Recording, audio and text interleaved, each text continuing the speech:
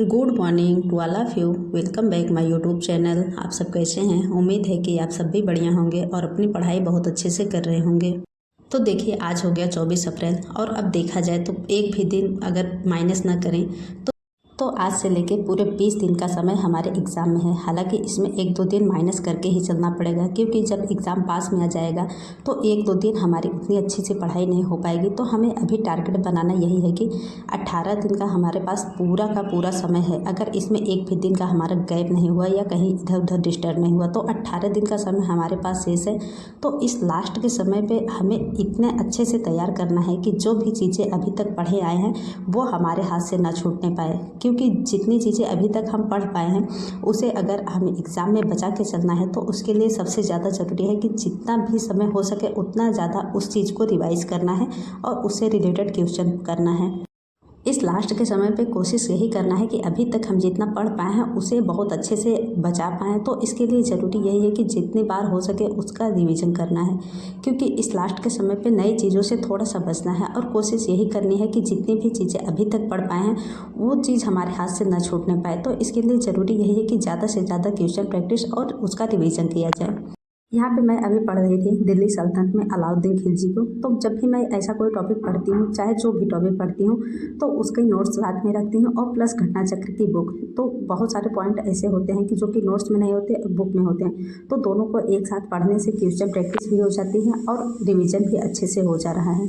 तो अभी के समय पे मेरा कुछ इसी तरह से रूटीन चल रहा है कि मैं सिर्फ दो ही चीज़ पे सबसे ज़्यादा फोकस कर रही हूँ।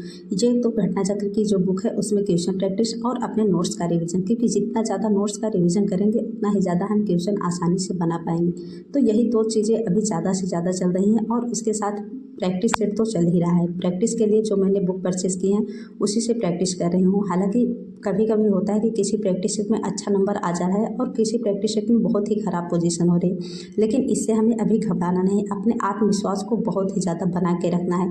भले ही हमारा कम नंबर आ रहा है लेकिन उससे हमें घबराना नहीं है, क्योंकि अगर अभी हम घबरा गए तो जाहिर सी बात है कि हमारा एग्ज़ाम बहुत ही ज़्यादा ख़राब हो जाएगा। तो इसीलिए ज़रूरी ये भी है कि अभी के समय में अपने आत्मविश्वास को हाई करना है और कोशिश यही करनी है कि ज़्यादा से ज़्यादा सकारात्मक सोच के साथ अपनी पढ़ाई करनी है। हालांकि घबराहट बेचैनी बहुत ही ज़्यादा होती है, लेकिन इन सब चीज़ से कोई फ़ायदा होने वाला नहीं है। कोशिश यही करनी है कि अपने आप को थोड़ा सा स्ट्रांग बना के अच्छे से इस बचे हुए समय का यूज़ करना है। और एक कमेंट मेरे पास सबसे ज़्यादा ये आता है कि मैं कितने घंटे की पढ़ाई करती हूँ। देखिए, मैं एक हाउसवाइफ हूँ और बच्चे भी हैं, तो थोड़ी जिम्मेदारियाँ ज़्यादा हैं। लेकिन आज जैसे कि 24 अप्रैल हो गया, तो आज से लेके मैंने डिसाइड किया है कि 15 मई तक मैं अपने बच्चों से थोड़ा सा दूरी बना ली हूँ, क्योंकि अब देखिए गर्मियाँ भी स्टार्ट हो गई हैं तो बच्चों को स्कूल भी उतना अच्छा नहीं चल रहा है। हालांकि थोड़ा सा प्रॉब्लम होती है, लेकिन मैंने एक बहुत बड़ा डिसीजन लिया है कि बच्चों को अपने से दूर कर दिया है, बच्चों को घर पे छोड़ दी हूँ, क्योंकि ये समय अपने लिए यूज़ करना बहुत ही ज़्यादा ज़रूरी है। देखिए, ये भी डिसीजन लेना इतना आसान नहीं है, क्योंकि अभी बच्चे उतने भी बड़े नहीं हुए हैं कि अपने से दूर किया जाए।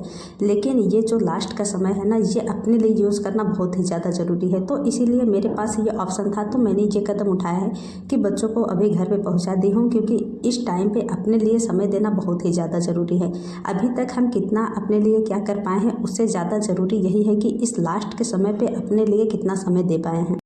तो अभी के समय पे में तो मेरा एसडी का घंटा कोई काउंट नहीं होता है, क्योंकि मेरे पास पूरे 24 घंटे का समय है। उसमें सिर्फ कुछ ही घंटे खाना बनाने खाने में चला जाता है। बाकी हम दो लोग हैं, दोनों लोग का सेम टाइम पे एग्ज़ाम है। तो इसीलिए अभी का समय है कि हमारे पास अच्छा खासा समय मिल रहा है तैयारी के लिए। और आप लोग भी अब इस लास्ट के समय पे ये मत देखिए कि कितने घंटे की पढ़ाई हो पा रही है। जितना भी समय मिले उसी में अपना बेस्ट करने की कोशिश करिए, क्योंकि अगर घंटे देखेंगे और सामने वाले को देखेंगे कि उसके पास तो इतना समय है, हमारे पास समय ही नहीं है, तो इससे सिर्फ डिमोटिवेशन होगा। बाकी जो भी समय मिल रहा है 15-20 मिनट का भी, जैसे भी समय मिले उसे अपने लिए यूज़ करने की कोशिश करिए, क्योंकि इस लास्ट के समय पर अपने लिए समय निकालना बहुत ही ज़रूरी है। ज़रूरी नहीं कि हम जितने घंटे किताब खोल के बैठे हैं उतने घंटे को ही हम काउंट करें, क्योंकि अगर हम 1 घंटे की पढ़ाई कर रहे हैं, इसके बाद अगर घर के भी काम कर रहे हैं तो वो सारी चीज़ें माइंड में चलती रहती है।